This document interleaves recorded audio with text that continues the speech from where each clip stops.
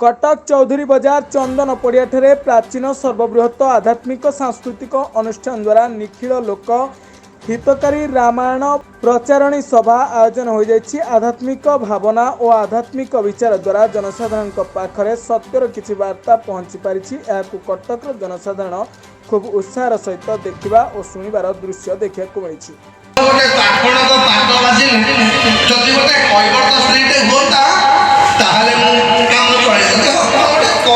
किंतु आपण पाठ बाजिले खाली ऋषि पत्नी गुड़ाक बाहर आउ जदि सी ऋषि पत्नी हम सी देवी तापर बारी करी जदि आपण मो शर्त रे जाची ताहले कहिले हम आर पटक जीवी नहले आपण आपनक रास्ता देखंतु मु रास्ता देखुछि एही थी पाई सदी न कहबर का होछि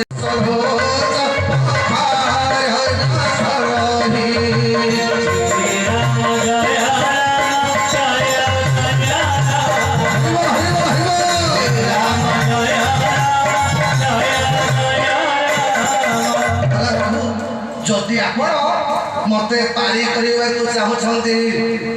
Cuttack Jyotiranjan Sahoo report black news Odia.